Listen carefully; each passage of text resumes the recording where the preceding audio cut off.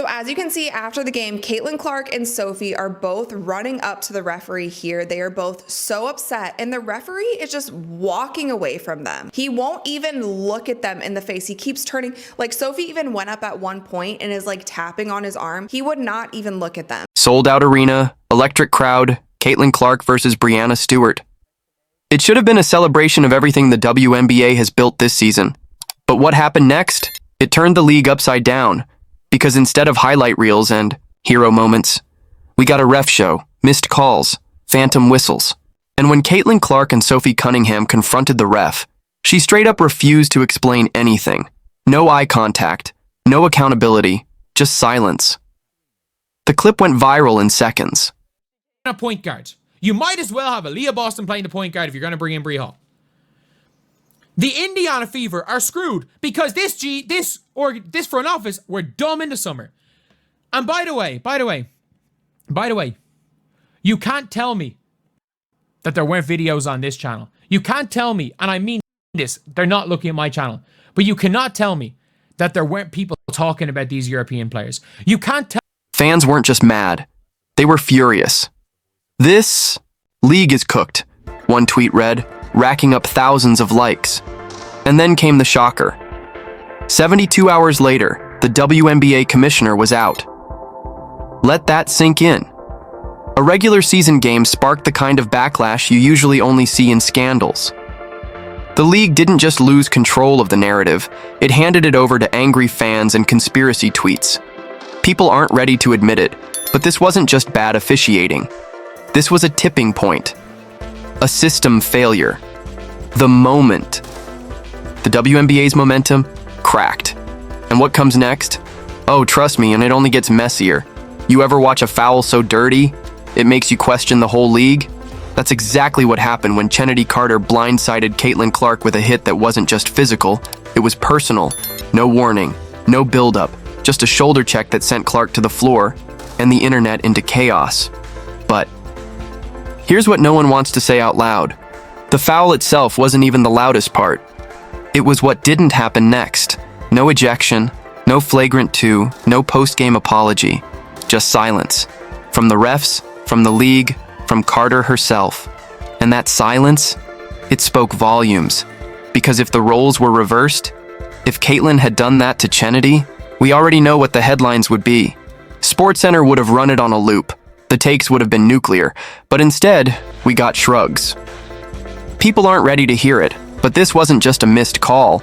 This was a moment that exposed a double standard, one the WNBA has been dodging for years, and this wasn't the end of it. This was just the first domino to fall. Here's what's wild. The WNBA went radio silent. No statement, no suspension, not even a basic, "we're reviewing the play." And that silence, it hit louder than the foul itself, because fans weren't just mad, they were betrayed. The league has spent months hyping up this new era of women's basketball, spotlighting rising stars, pushing record viewership, and finally getting mainstream buzz. Then boom, a cheap shot goes viral, and the response is, crickets? Let's be real. If this happened in the NBA, the league would have dropped a press release within the hour. There'd be fines, statements, maybe even a podcast apology tour. But in the W? We got vibes and vague post-game quotes. No one's saying Chennedy Carter needs to be villainized.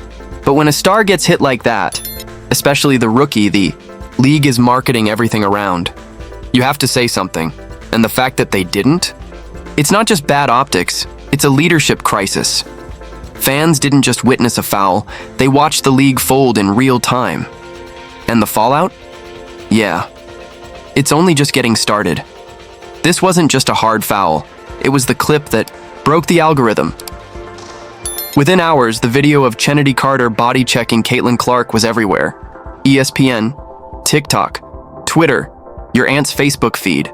Even people who don't watch the WNBA were suddenly experts in flagrant fouls and league politics, and the takes? Absolutely unhinged. Some fans called it dirty. Others said Clark had it coming. And then there were the ones straight up, celebrating the hit, like it was some kind of welcome to the league moment. A digital brawl broke out, turning a single play into a culture war. And that's the part nobody's really talking about. This wasn't just basketball beef. It was personal, political, and polarizing. Because Caitlin Clark isn't just a player. She's a symbol of hype, of privilege, of the uncomfortable shift happening in the WNBA right now. So when that clip hit the timeline, it didn't just spark debate, it blew the whole conversation wide open. Was it just physical defense? Or something way deeper? One foul. Millions of opinions. And a league stuck in the crossfire. And trust, the internet's not letting this one go anytime soon. Here's what really set fans off. It wasn't just the foul, it was the silence that followed. No flagrant, no tech, no post-game comment from the league, just nothing. Like it never happened. And that silence, it spoke louder than any whistle ever could. Because when Caitlin Clark got dropped to the hardwood and the refs let it slide, the internet noticed. Fast. The phrase double standard started trending. People pointed out how other rookies, and especially black players, had gotten immediate flags for way less. And yet here was Caitlin, shoved, blindsided, and nobody blinked. So what gives is the WNBA trying to protect its vets? Are they scared of over-policing physical play? Or worse, is this their way of letting the locker room handle it? Whatever the answer is, one thing's clear. The league's silence didn't de-escalate the drama, it fueled it. And now the WNBA's facing a storm it could have seen coming, and maybe even stopped. But they didn't. And fans, they won't. Forget that anytime soon. Caitlin Clark could have gone off. She could have called it dirty. She could have demanded respect. She could have lit up the mic like most rookies would after a blindside shove on national TV, but she didn't. Instead, she gave the coldest response imaginable, pure composure. "I'm just trying to play ball," she said. No shade, no drama, just ice. And that silence. It flipped the entire narrative, because while the internet was dragging Kennedy Carter, dissecting every angle of that shove, Caitlin refused to make it personal. And that move? It wasn't soft, it was strategic. She didn't fuel the fire. She controlled it, and for someone labeled overhyped, overprotected, even privileged, Caitlin's restraint hit different. It wasn't weakness, it was power, because nothing shuts down critics like refusing to flinch. In a league where every player's fighting for respect, Caitlin just sent a message, without saying a word. And whether you love her or hate her, one thing's clear, she knows exactly what she's doing. The question now is, does the league? The hit went viral. The backlash was instant, and yet, the WNBA said nothing. No flagrant, no fine, not even a press release. It's one thing for Kennedy Carter to shove Caitlin Clark. It's another for the league to pretend it didn't happen. That silence? It was deafening, because this wasn't just about a foul. It was about protection, about precedent, about whether the league is willing to stand up for its biggest star when things get messy, and they didn't. Not even when the entire sports world was watching. Not even when Scarf-Free Caitlin started trending. Not even when ESPN anchors called it embarrassing. The WNBA had a chance to make a statement, to say, this isn't who we are. Instead, they ghosted their own moment. And for a league craving mainstream respect, that's wild, because silence isn't neutral. It says something, and in this case, it screamed that drama might be better for ratings than fairness ever was. So now fans are asking, if Caitlin Clark isn't protected, who is? And if the league won't speak up, maybe the fans have to. Here's the truth nobody wants to say. Out loud, the WNBA wants Caitlin Clark to be its superhero, but also expects her to survive like a villain. The league built its entire 2024 narrative around her. Billboards, broadcasts, ticket prices through the roof. And it worked. Arenas sold out, viewership spiked, and suddenly everyone had something to say about women's basketball. But here's where it gets twisted. The moment Clark became the main character, she also became the lightning rod. Every bump, every tweet, every stare down, microscoped. And the same media outlets that hyped her up are now watching her downfall like it's good TV. Meanwhile, Players who've been grinding in the league for years, they see the favoritism, they feel the shift. And some are making it personal, like Kennedy Carter's hard foul that shook the timeline and made fans question if Clark is being targeted or protected. But that's the WNBA's paradox. You can't crown someone the face of your league and pretend they'll be treated like everyone else, because they won't be. They can't be. And the league knows this. The networks know this. That's why the slow-mo replays hit different. That's why tweets from ESPN read like gossip blogs.